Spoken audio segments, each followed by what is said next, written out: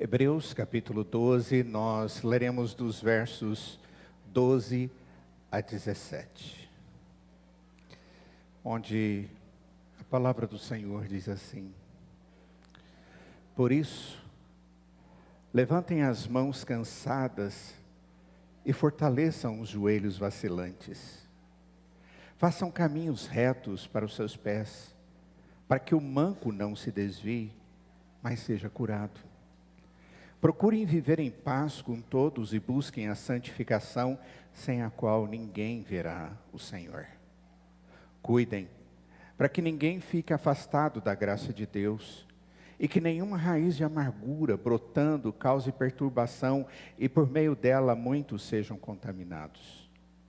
E cuidem, para que não haja nenhum impuro ou profano, como foi Esaú, o qual, por um prato de comida, vendeu o seu direito de primogenitura. Vocês sabem também que, posteriormente, querendo herdar a bênção, foi rejeitado, pois não achou lugar de arrependimento, embora com lágrimas o tivesse buscado. Oremos. Ó Deus, que privilégio maravilhoso é esse que o Senhor nos dá nesse dia tão especial, para mais uma vez, Senhor, abrir a Tua palavra para, como igreja, meditarmos nela. Ó Deus, com Teu Espírito, esteja abrindo o nosso entendimento, para que possamos compreender o Seu ensinamento. Ó Deus, o Senhor conhece a cada um de nós que aqui está e sabe quais são as nossas realidades, necessidades. E eu peço que o Senhor esteja cuidando de nós individualmente, que o Senhor esteja fazendo uma obra poderosa no nosso coração. Ó Deus, nós precisamos do Senhor, nós necessitamos, ó Pai, profundamente da Tua graça, e pedimos derrame dela sobre as nossas vidas agora. Que tudo que fizermos agora, ó Pai, seja para a Tua glória, que o agir seja para a Tua glória. Em nome de Jesus. Amém. Na medida em que vamos caminhando aqui na carta aos Hebreus, e agora já bem na parte final do livro, nós encontramos o autor fazendo uma grande chamada, como se fosse um apelo. E o apelo é: não despreze a graça de Deus. Essa carta é escrita aos hebreus, ou aos judeus que haviam se convertido, faziam parte da igreja do Senhor Jesus. Eles estavam sofrendo perseguições, havia dificuldade de crerem no Senhor Jesus sem serem perseguidos, maltratados. Alguns eram presos, alguns já eram mortos. E essa igreja precisou ser animada, suprida, ajudada pela graça de Deus de forma poderosa, para que essa igreja pudesse perseverar. Alguns estavam voltando ao judaísmo e voltando àquelas práticas do judaísmo, como, por exemplo, o próprio desejo de voltar ao templo para fazer sacrifícios, sendo que Jesus já tinha sido o último sacrifício, a oferta definitiva, o Cordeiro de Deus que tira o pecado do mundo. Essa carta, ela é muito importante. Aqui nós vemos uma concentração de cristãos que acabaram se tornando uma grande base da igreja do Senhor Jesus naquele período e posterior, como nós. Sem sombra de dúvida, essa carta foi extremamente eficaz.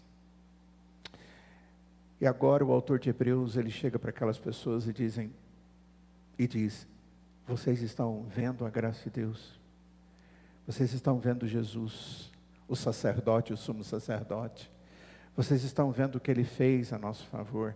Ele é maior do que os anjos, Ele é maior do que os profetas, Ele é maior do que Moisés, é maior do que qualquer um daqueles personagens que Ele cita no capítulo 11, como pessoas que tiveram fé. Ele diz, esse Jesus é a graça de Deus para as suas vidas. E tudo que Ele conquistou para a sua salvação é graça de Deus para as suas vidas. E agora, não desprezem a graça de Deus. É como se Ele estivesse dizendo, olha, nessas coisas grandiosas e nas coisas pequenas da graça de Deus, nós corremos o risco de perder a noção de que só existimos por causa da graça de Deus. Se hoje nós estamos aqui, reunidos como igreja, e como é lindo estar aqui. Para mim é motivo de exaltação, de alegria, quando eu vejo a igreja e tenho a oportunidade de adorar com vocês, e agora estudar a Escritura com vocês. Quando vejo essas crianças todas aqui, e vendo que elas estão aumentando, e como eu sei que as crianças não vêm sozinhos para a igreja, a conclusão é que os pais estão vindo. E tudo isso traz júbilo no meu coração, e é como se Deus dissesse, não jogue a graça que Deus está derramando sobre o povo dele, a sua igreja, de lado. O que nós vemos aqui nesse texto é as argumentações do autor para que nós possamos, vou usar uma expressão, cair na real. Para que nós possamos colocar o pé no chão e dizer, vida cristã é isso. É essa situação.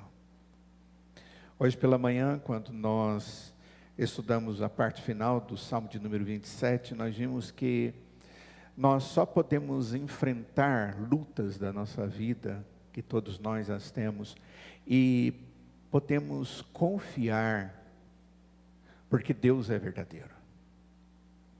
E o que o salmista diz lá é que nós devemos esperar nas promessas de Deus com confiança, porque Deus é verdadeiro. Porque Ele é do povo dele, a sua salvação, a sua luz. Ele é o Deus da nossa expectativa, porque Ele é o Deus da nossa fortaleza, é aquele que nos protege. E o autor, o salmista Davi, o que ele nos leva a perceber é que tudo isso é bênção demais. Agora, como vivenciar isso tudo? É muito semelhante àquilo que o autor de Hebreus está fazendo aqui conosco agora. No verso 12... eu creio que a gente pode fazer a ligação entre esses dois sermões, o anterior com esse de agora. Observe bem que no verso 12, o autor começa com a expressão, por isso. Algumas versões, a palavra é portanto, que pode ser tanto uma coisa quanto outra. É a ligação que o autor está fazendo entre tudo aquilo que ele disse até agora, e aquilo que a partir de agora ele vai falar. Se nós lembrarmos bem, o que ele nos mostrou antes de tudo, é que toda a obra de Cristo Jesus, consumada e perfeita, ela é suficiente para que nós tenhamos esperança. E por isso ele diz, olhem firmemente, para o autor e consumador da fé, Jesus, o qual, em troca da alegria que lhe estava proposta, suportou a cruz, sem se importar com a vergonha, e agora está sentado à direita do trono de Deus. Ele nos traz esse verso como centro daquilo que ele está argumentando, mostrando que Jesus consuma tudo o que nós precisamos. Eu e você precisamos. Ele chega ao fim de tudo aquilo que nós temos necessidade. Eu e você somos pecadores. Todo ser humano vive as consequências do pecado na sua própria existência. Cada um de nós necessita de perdão, de misericórdia de Deus. Nós precisamos de ter os nossos olhos abertos para que possamos contemplar a Deus na sua beleza e santidade. E ao olharmos para nós, ver o nosso pecado e tudo aquilo que nos separa do Senhor.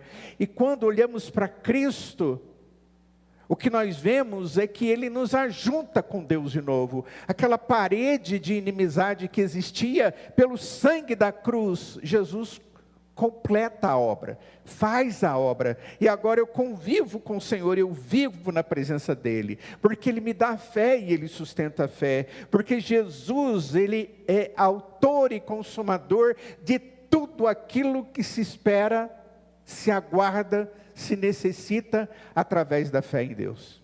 Jesus fez tudo. E agora ele chega aqui no verso de número 12, e ele diz, por causa de tudo isso, e porque Deus em alguns momentos tem feito algo muito importante, Ele tem nos disciplinado.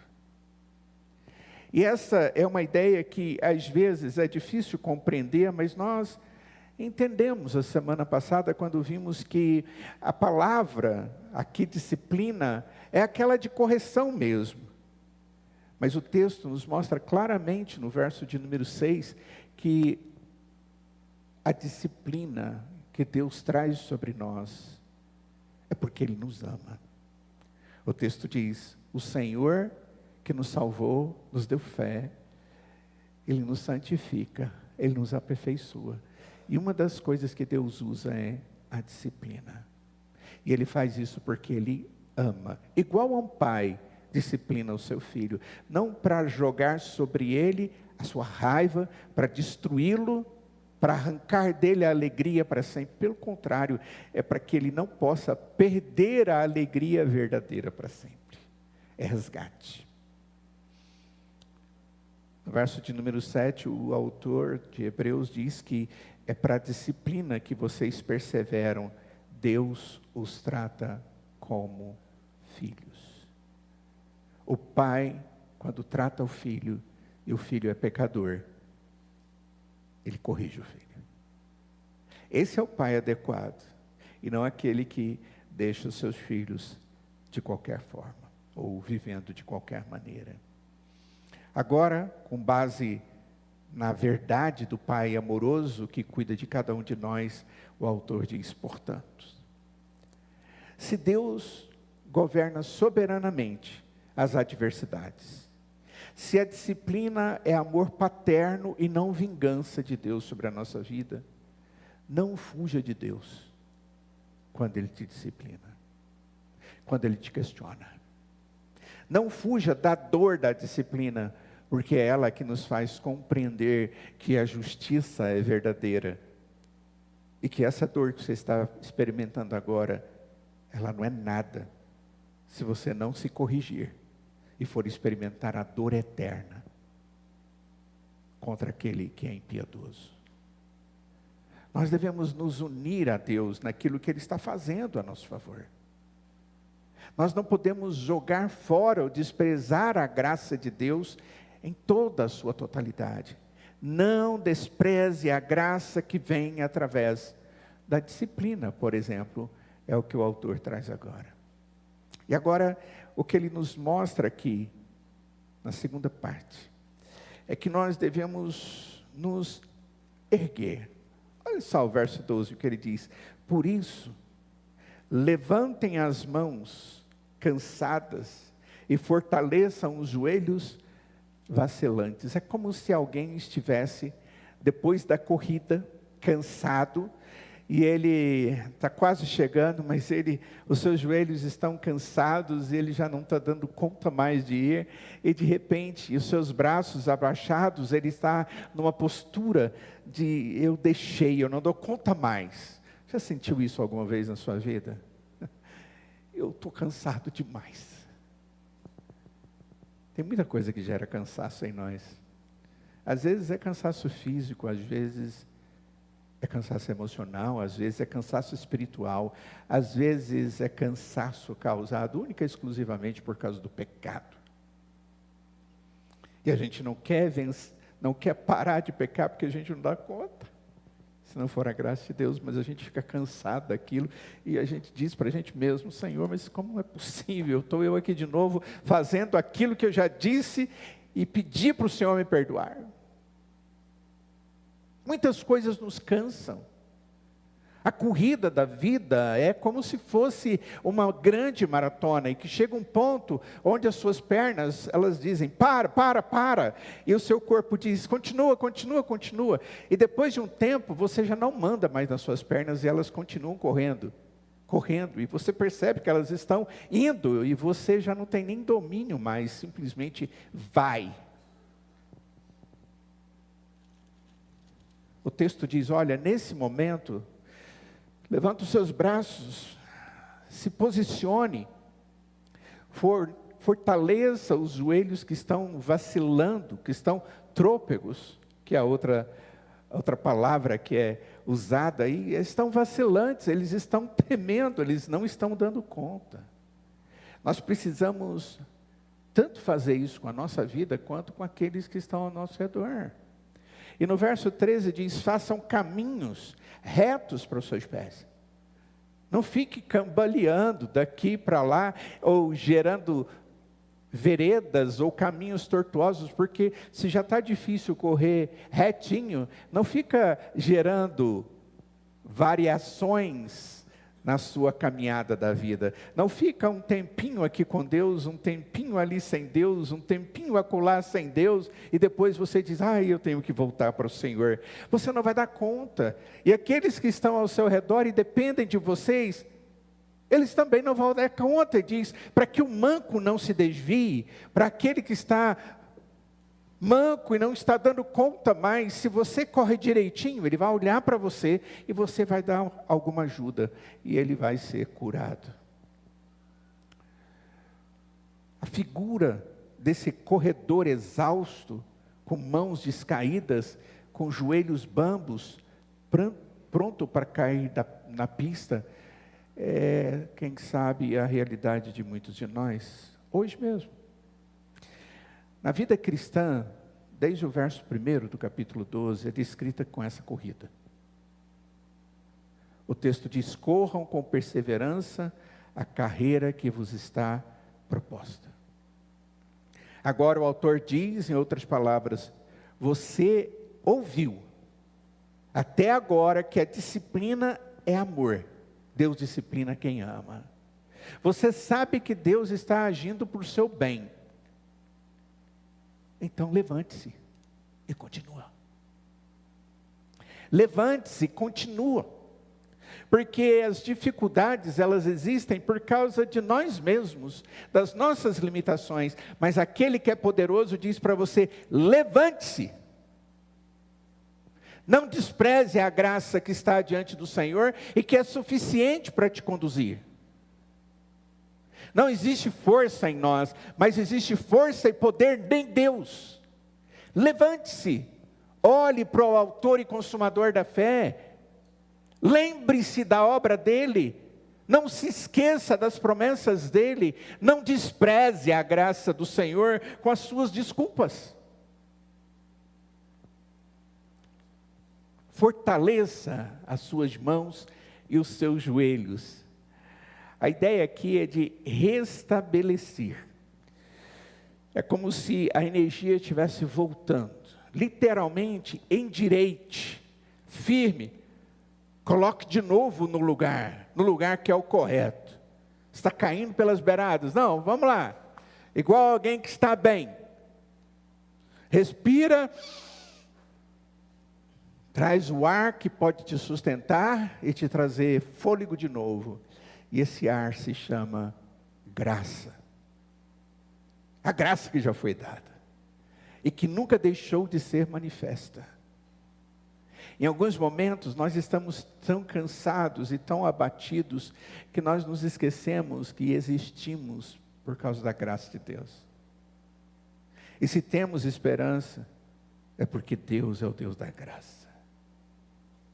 Deus já explicou o que Ele está trazendo, está fazendo em sua dor agora. É você responder com fé. Quando Deus permite situações difíceis na vida de um cristão, não é para que ele brigue com Deus ou que ele desanime na sua fé, mas pelo contrário, é para que ele possa ver qual é a sua realidade e ver qual é a realidade do Deus, seu Salvador.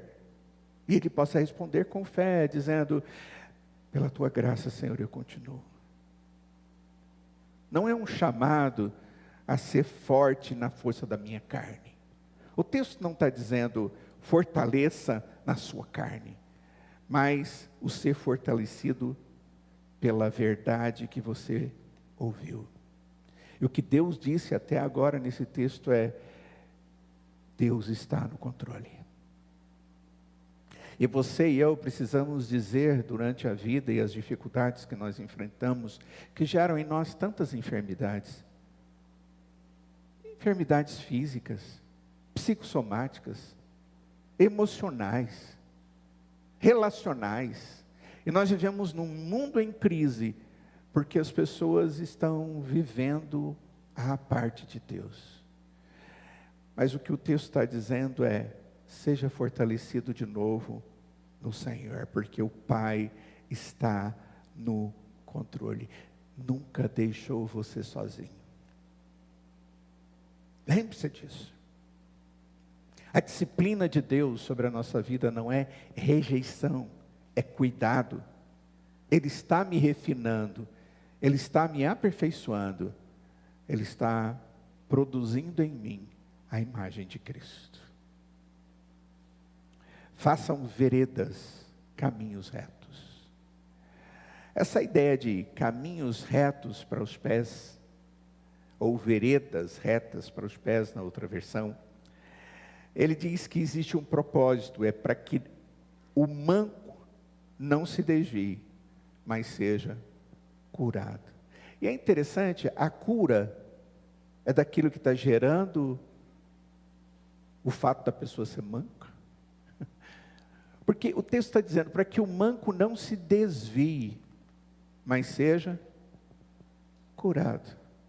Quer dizer que ele precisa ser curado para que ele não se desvie? É exatamente isso.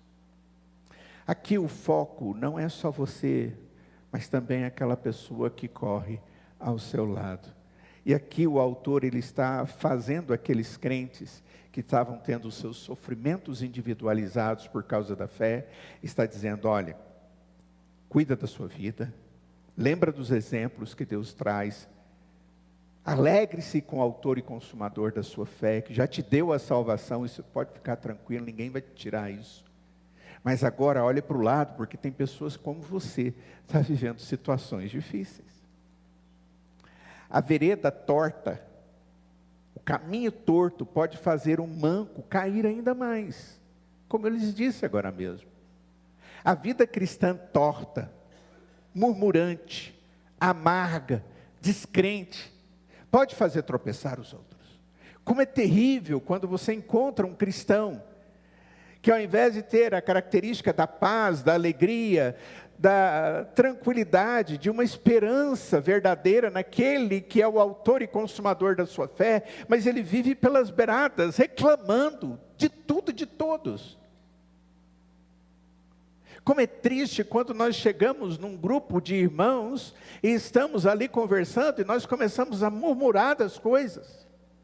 Murmuramos do governo, nós murmuramos do dinheiro, nós murmuramos das pessoas, nós murmuramos da educação, da saúde, nós murmuramos dos homens, nós murmuramos dos próprios irmãos na fé, nós murmuramos a respeito dos nossos líderes, nós somos amargos.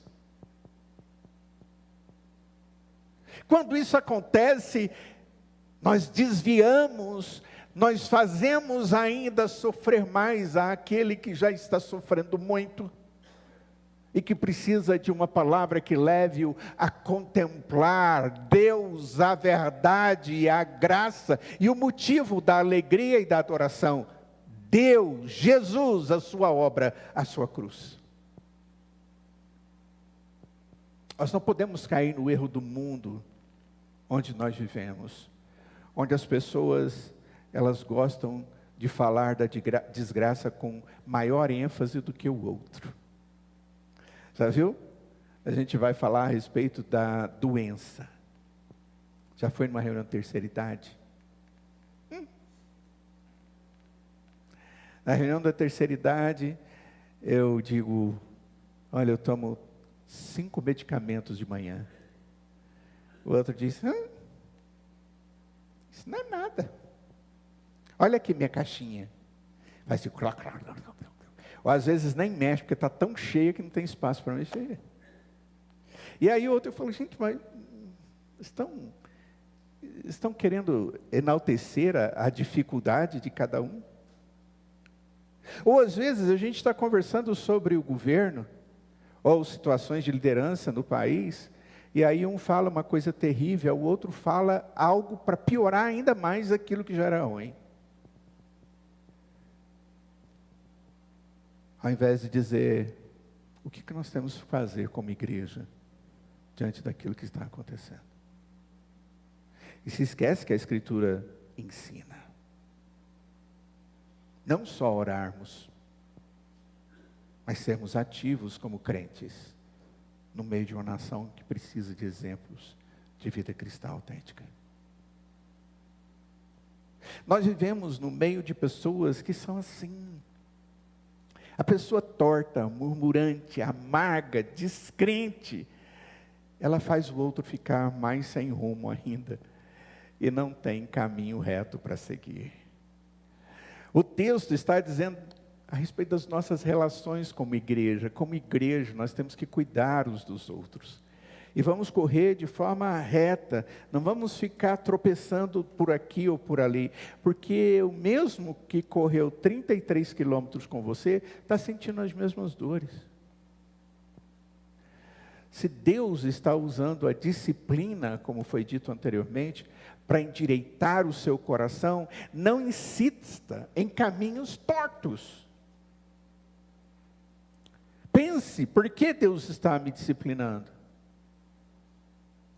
Pense, Deus quer endireitar o seu coração e tirar você daquela acomodação, apesar da existência de pecados ocultos que você nunca tratou e jamais tem a disposição de tratar. E depois chega para Deus e diz, Senhor, me abençoa. E aí Deus traz disciplina de novo, como bênção sobre a sua vida. Deus está te abençoando, está te mostrando de novo que você errou. E aí você tem aquela atitude de autocomiseração. Mas logo que vê, está fazendo a mesma coisa e você diz, Senhor, me abençoa, e Deus te disciplina de novo. Isso faz você cair e faz outros caírem. É isso que o autor está dizendo. Deus trabalha por meio da sua justiça, e a disciplina tem a ver com isso, para endireitar o seu caminho. Então pense, observe, aprenda e viva em novidade de vida, em santidade. Você tem respondido aos atos de Deus na sua vida, endireitando pela fé os seus caminhos?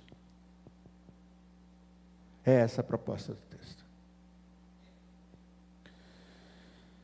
Outra coisa que o texto nos traz aqui no verso de número 14 é que nós devemos seguir o propósito de Deus. E o propósito de Deus é paz e santidade. Olha só, o verso 14 diz, esforcem-se para viver em paz com todos e para serem santos. Sem santidade, ninguém verá o Senhor. Eu acho que esse é um dos textos mais citados na Bíblia, quando se fala sobre santificação. Procurem viver em paz com todos, na outra versão, e busquem a santificação, sem a qual ninguém verá o Senhor. Sem santidade ou santificação. Aqui o autor ele está nos mostrando dois frutos da disciplina ou da correção de Deus, amorosa de Deus, que nós devemos buscar ativamente na nossa vida. Paz com as pessoas e santidade com Deus. O que significa isso? Essa paz com todos. Não é uma paz superficial, a qualquer custo, mas um esforço sincero. E eu fico pensando, para que a gente possa ter paz com as pessoas às quais nós não estamos em paz, consequentemente nós estamos em guerra. Essas pessoas têm algo contra nós e nós temos coisas contra elas. É a mesma ideia de reconciliação. Definir, tratar aquilo que está trazendo colisão e a gente não pode conviver. A Escritura diz que em Cristo nós fomos reconciliados com Deus. 2 Coríntios capítulo 5, a partir do verso de número 18. E ele diz, para que possamos viver essa reconciliação e sermos ministros da reconciliação, sendo reconciliados com Deus, reconciliando-me com as outras pessoas e ajudando-as a fazer a mesma coisa com outras pessoas. Mas a pergunta é, o que é necessário para que isso ocorra? Normalmente as lutas interpessoais entre indivíduos, elas acontecem por causa de pecados, por causa de situações mal resolvidas, por causa de diferenças de opiniões, por exageros, por defesas inadequadas. O que é necessário para que eu possa ter esse esforço e assim encontrar uma paz não superficial com as pessoas? Coisas como perdão, diálogo, não alimentar a vingança, nem ressentimento, não ser agente de contenda. É assim que nós vamos ter paz e promover paz entre as pessoas. O que significa perdão?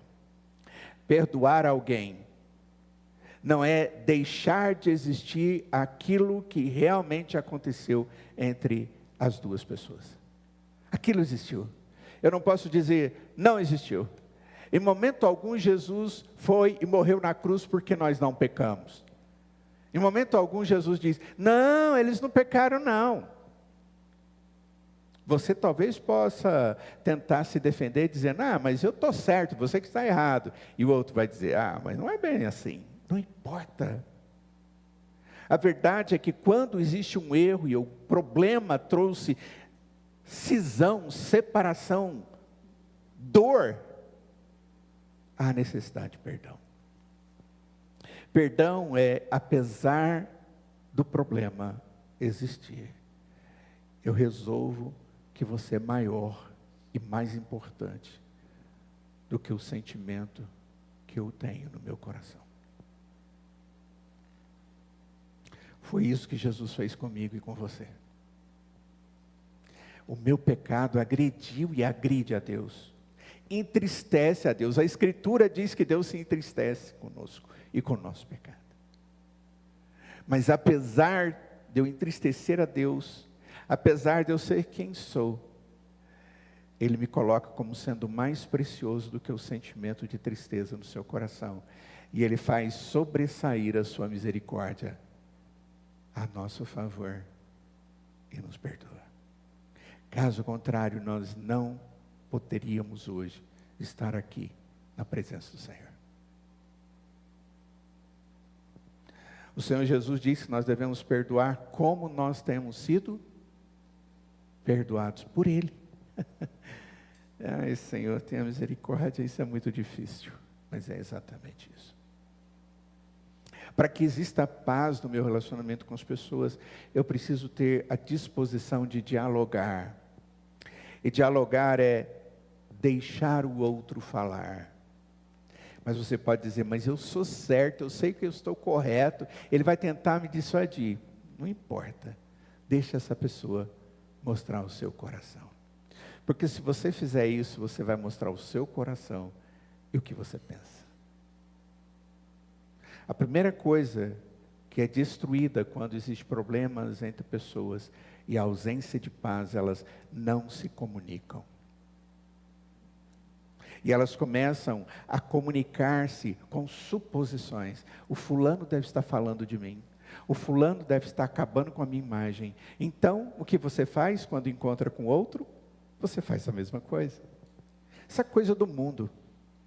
Porque o servo de Deus aprende com um Deus que chega até a mim com a sua palavra e dialoga comigo. Mas os argumentos dele são tão verdadeiros, tão convincentes e tão profundos que eles me tocam. E por mais que eu tente argumentar com Deus, Ele vai vencer. Aprendamos com o Senhor. Nós precisamos dar oportunidade para que haja relacionamento. Nós precisamos parar de alimentar vinganças e ressentimentos. Cuidado para que você não seja aquele que fica colocando o dedo na ferida, gerando contendas entre pessoas. E isso é muito comum. É mais ou menos aquilo que a gente chama de colocar lenha na fogueira. Já ouviram essa expressão? Ixi, alguém conta algo para você e você diz, ixi, sabia. Você não sabe, é pior, tem mais do que isso que você já sabe. Pronto, você já colocou. Você já foi instrumento não de edificação. Paz com todos. Perceba o vínculo com a disciplina. Se Deus está produzindo o fruto pacífico de justiça por meio do sofrimento, não faz sentido você reagir com hostilidade, rancor e guerra. Se Ele não age assim comigo, por que eu não vou agir assim, diferente com os outros? Deus está trabalhando em você, está trabalhando em mim, para que nós possamos produzir paz. Portanto, diz o texto, busque a paz.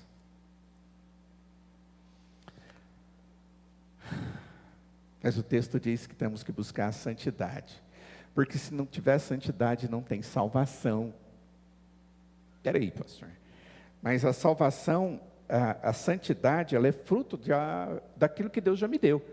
Eu só posso me tornar santo se Deus já me salvou, já perdoou os meus pecados. Isso é verdade. Eu não posso pedir ou exigir santidade de alguém que nem sabe o que significa isso. E nunca se entregou na presença do Senhor. Santidade é para aquele que contemplou o santo e se rendeu aos pés dele. Creu nele como seu perdoador.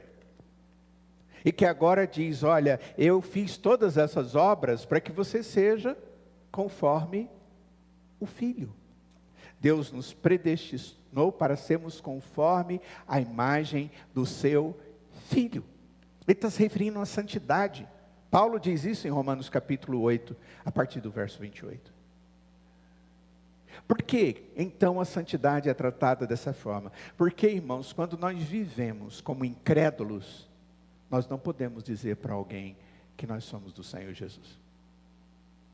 É incompatível. Não dá. Essa é a argumentação comum, rotineira de Paulo nas suas cartas. Ele faz esse tipo de argumentação aos Coríntios, ele faz esse tipo de argumentação aos Efésios, aos Filipenses, aos Gálatas de uma forma extremamente dura. Aos Efésios ele diz, como é que pode vocês serem crentes e estarem agindo como se fossem gentios? Efésios capítulo 4, a partir do verso 17 ele diz isso. E ele diz, vocês estão metendo o pé na jaca, porque não só estão agindo com a mente totalmente esvaziada de Deus, mas vocês estão com avidez cometendo cada vez mais impurezas. Ele fala toda sorte de impureza. Gente, ele está falando para crentes, a carta é para o cristão de Éfeso, mas ele está dizendo, na igreja tem uns crentes que estão agindo assim. E quando Deus vem para nos disciplinar com a sua verdade, é para que Ele possa estar produzindo santificação, consagração real das nossas vidas a Deus. Deus me salvou para que eu seja um servo santo, continuamente na presença dEle. Deus não nos chamou para sermos agentes secretos no meio de um mundo impiedoso. Nós somos chamados para sermos testemunhas vivas, através do nosso comportamento, do que é ser um cristão, mostrando o Deus que mostra, que vive em mim, que me transforma todos os dias. Não é perfeccionismo que o texto está se referindo, mas está se referindo a uma separação, uma disposição a ser separado do pecado, para você se consagrar de forma real a Deus. Aquele que busca a santidade é aquele que tem uma longa jornada na sua vida espiritual, porque nesse meio da jornada ele pode ter uma dificuldade aqui, outra ali, às vezes pecar e ter que chegar e se prostrar diante de Deus e pedir perdão e continuar na jornada da santificação, da consagração. Santificação é propósito de Deus para a nossa vida, que tem que se tornar o nosso compromisso com Deus. Senhor, eu vou me esforçar por isso. Por isso que o texto está falando dessa forma. Santificação tem duas fontes. A primeira delas, e a mais importante, sem a qual não existe santificação, é o ato de Deus de nos separar do mundo. Ele tira-nos do império das trevas, Ele nos arranca daquele lugar. E aí Ele nos põe no reino do Filho do seu amor. E agora, vivendo ali, tendo o Espírito como aquele que veio selar a minha vida, eu vou viver de conformidade com essa responsabilidade que Deus me deu. A primeira responsabilidade de Deus, Ele vem e faz. E agora Ele me dá a oportunidade de obedecê-lo. A disciplina cristã do Senhor, ela tem exatamente esse alvo. Capítulo 12. Verso 10. Olhem só o que nós já vimos aqui a semana passada. Pois eles nos corrigiam, falando dos pais, por pouco tempo, segundo melhor lhes parecia. Deus, porém, nos disciplina para o nosso próprio bem, a fim de sermos participantes da sua santidade. Deus nos adverte, nos disciplina muitas vezes, para que a gente possa retornar, porque o que Deus quer é que vivamos de maneira santa. Não seja um crente carnal, porque isso não existe. Não seja um crente que vive no mundo como se não te conhecesse a Deus. Não existe isso. Porque a presença do Espírito de Deus em nós, e da graça salvadora em nós, nos diferencia do mundo. Se você tem tido esse tipo de mente e de comportamento, questione se você já entregou sua vida para Deus, se você é verdadeiramente salvo. Esse texto é muito enfático. Sem a santificação, ninguém vai ver a Deus. Sem que a obra seja feita e continue sendo edificada, produzida pelo Senhor na sua vida, você não é do Senhor Jesus se isso não está acontecendo. Você pode ter comportamento cristão, você pode ter ideologia cristã, mas você não tem vida cristã. Porque a fonte da vida ainda não entrou dentro do seu coração. O propósito de Deus na nossa dor é nos santificar. Portanto, eu e você devemos juntos, como povo de Deus, nos unir e buscarmos a santidade. É essa a ideia que o texto nos traz. No verso de número 14. Procurem, busquem viver em paz com todos e busquem também a santificação. É coisa que eu tenho que correr atrás. Tem muita gente vivendo sem paz no coração, porque tem desprezado a graça que produz a paz no seu coração. Tem gente que não tem vivido a santidade, porque tem desprezado a graça de Deus, que produz santidade na sua vida. Quarta e última coisa que vemos no texto, sobre esse assunto. Olha só o que o texto diz: cuidem para que ninguém fique afastado da graça de Deus. Cuidem para que ninguém fique afastado da graça de Deus. E ele diz, e que nenhuma raiz de amargura brotando cause perturbação, e por meio dela muitos sejam contaminados. Eu creio que esse é o coração do assunto que nós estamos falando hoje. Não despreze a graça de Deus.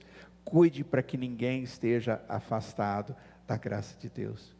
Querido, se você aceitou Jesus como Salvador, a graça de Deus te alcançou. Foi Ele que veio até você. Agora, cuide para que você não viva afastado do Deus da graça. e da graça de Deus. Que graça é essa? É a graça que chega em forma muitas vezes de questionamento ou disciplina. No sermão anterior nós vimos alguém dizendo: Deus está me castigando. E a resposta é: tá, Ele está te castigando. A Bíblia está dizendo: Ele está. Só que não é simplesmente uma punição. Ele não está te punindo porque você fez. Ele está punindo para você sair daquilo que você está fazendo. Ele está punindo para te arrancar, para que você acorde e veja os pecados que você está cometendo. Quando aqui no capítulo 9, verso 28, o autor de Hebreus diz que Cristo foi oferecido uma vez para tirar os pecados de muitos. E lá em Isaías capítulo 53 diz que ele foi moído pelas nossas iniquidades. Nós entendemos que Deus não vai me punir mais pelos meus pecados, porque Cristo já foi punido nos meus pecados.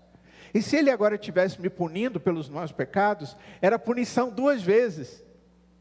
E o que Jesus fez em meu lugar, seria uma coisa muito estranha, é como se não tivesse valido. Então como é que eu entendo quando Deus me disciplina? Não é punição? Não é retribuição? Não é uma punição retributiva de Deus? Claro que não. Deus não está punindo o mesmo pecado 2 vezes. O que a cruz faz com o meu sofrimento. A cruz remove o caráter de punição condenatória. Eu não sou mais condenado. E transforma a disciplina que Deus traz sobre nós, não como punição, mas como purificação, como treinamento, como um retirar do império das trevas e um viver na presença do Senhor. A disciplina e o ato de Deus, o chamar a atenção sobre a nossa vida, é para que nós estejamos nos aprofundando na fé, para que estejamos refinando a nossa santidade, para que possamos viver em paz. Assim como a morte de Cristo transformou a nossa morte, o sofrimento de Cristo transforma a nossa dor. Isso é verdade. O apóstolo Paulo, num texto fantástico de 1 Coríntios capítulo 15, no verso 55, ele diz assim: onde está, ó morte, a sua vitória? Onde está, ó morte, o seu aguilhão, o seu ferrão? O aguilhão da morte é o pecado, e a força do pecado é a lei. Graças a Deus, que nos dá a vitória por meio de nosso Senhor Jesus Cristo. Deus não está me disciplinando para me salvar, Ele está me disciplinando porque eu sou salvo, e Ele quer me santificar. Deus está dizendo não para o pecado que eu quero viver, para que eu possa viver a plenitude da salvação que Ele já me deu, através da sua graça. Por isso, não despreze a graça de Deus. Como é que nós podemos cair da graça? Essa é uma expressão que eu acho que você já deve ter ouvido alguma vez, né? Pentecostal usa mais essa expressão do que a gente, né? Cair da graça, desprezar a graça. Como é que a gente entende isso aqui nesse texto? Eu, de vez em quando, encontro algumas pessoas no meu gabinete, e ela diz assim: eu era crente. Eu disse: como? Eu era crente. Aí eu já sei, já explicou todinho a vida do indivíduo. Eu já conheci, já convivi, já experimentei da bondade de Deus no meio da igreja. Eu vi a alegria do povo de Deus adorando. Eu vi o poder de Deus sendo manifesto em milagres na vida das pessoas. Eu vi tanta coisa, mas eu nunca me converti. Eu era crente? Não, você frequentava uma igreja, muito provavelmente, ou aprendeu com a sua família, porque você nasceu naquele ambiente. Porque o verdadeiro crente do Senhor Jesus, no Senhor Jesus, na graça do Senhor Jesus, ela é eficaz, ela é poderosa, e eu não vou perder a eficácia dela na minha vida. Mas como é que fica entendido aqui nesse texto alguém saindo da graça? Ficar afastado da graça de Deus. sabe o que é ficar afastado da graça de Deus? É você viver a disciplina de Deus sem fé. Deus age na sua vida para te transformar, para te trazer de volta, para te resgatar, para te alegrar, para te trazer paz, pureza de alma, mas você age como se isso não fosse propósito de Deus. Muitas pessoas, elas começam a ver as coisas duras que às vezes Deus, pelo seu propósito, coloca na sua vida e começa a ver isso como um sinal de abandono de Deus. E Deus me deixou. Autocomiseração. São aquelas pessoas que começam a permitir e aumentar a amargura, permitindo que ela se instale dentro da sua alma e cresça dentro do seu ser, a ponto dessa pessoa ficar amarga com Deus, brigando com Deus. Também não vou orar mais, também não vou ler mais, também não vou depender mais, também não vou fazer mais do jeito que eu fazia. Ou vivendo como alguém que reage com murmuração, incredulidade e fuga. É dessa forma que muitas pessoas caem da graça. Desprezam a graça de Deus. A raiz de amargura, ela brota aqui, aqui dentro. E ela contamina tudo. Contamina as minhas emoções, contamina as minhas decisões. A amargura contamina os meus relacionamentos. E isso é muito sério. E o pior de tudo é que isso espalha incredulidade e ressentimento dentro do corpo de Cristo. Quando a dor nos visitar, ou você se lança na graça de Deus, ou você se enraiza na amargura. Onde você vai? Se lançar na graça de Deus e reconhecendo ela como valiosa e eficaz na sua vida. E aquela que te traz esperança, alegria, de algo que é maior do que aquilo que você está vivendo hoje, ou você vai amargurar. O autor de Hebreus, o que ele está dizendo é: não desperdice a graça que vem na forma de disciplina. Cuidem para que ninguém fique afastado da graça de Deus. Sabe qual é o exemplo que ele traz aqui? O exemplo é de Esaú. E cuidem para que não haja nenhum impuro ou profano como foi Esaú, o qual por um prato de comida vendeu o seu direito de primogenitura.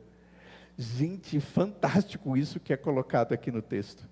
O exemplo de Esaú, aquele homem que tinha o direito de primogenitura, ele era da linhagem de Abraão, que recebia do seu pai aquilo que daria para ele a liderança do povo, a bênção maior para dirigir o povo. Ele vende a sua primogenitura por um desejo dele. Eu estou cansado, estou com fome. E o irmão dele diz: olha, eu te vendo a minha sopa que eu fiz, olha como ela está cheirosa. Ele diz: eu estou cansado, eu estou com fome, tá aí, dá a sopa. E ele vendeu a graça de Deus para a sua vida por um prato de sopa de lentilha. E o texto diz no verso 7, depois, posteriormente, querendo herdar a bênção, foi rejeitado. Depois ele quis voltar atrás, depois dele ter desprezado a graça, depois dele ter desprezado aquilo que simbolizava a bondade de Deus na sua vida, depois de alguém desprezar a Cristo, depois de alguém dizer não quero Cristo, depois de alguém dizer estou chateado com Cristo, depois de alguém cair fora do corpo de Cristo, depois de alguém chegar e dizer Senhor, ele vai dizer não te conheço. Foi assim que aconteceu com ele. Diz o texto, pois ele não achou lugar de arrependimento, embora com lágrimas o tivesse buscado. Deus virou o seu rosto para aquele homem. Cuidado, para que você não viva brigando com Deus, jogando fora a graça de Deus na sua vida, a ponto de você ser lançado fora pelo próprio Deus. É um alerta vivo, um exemplo vivo que Deus está nos dando aqui de Esaú. Ele olhou para o caminho da obediência e viu dificuldades, olhou para o prato de lentilhas e viu satisfação imediata. Normalmente as pessoas se afastam da graça de Deus por algum desejo, alguma coisa que traz satisfação para aquele momento. Não faça com os sofrimentos da disciplina o que Esaú fez com o seu direito de primogenitura. Não diga, não faça isso, não diga, se Deus é assim, eu volto para o Egito. Não abandone a fé porque o caminho é estreito. Ele é estreito. Não negocie obediência por conforto, por santidade, por alívio imediato. Eu estou me sentindo bem por ter feito esse pouquinho aqui. Deus rejeita arrependimentos que não são genuínos. E Deus aceita arrependimentos verdadeiros.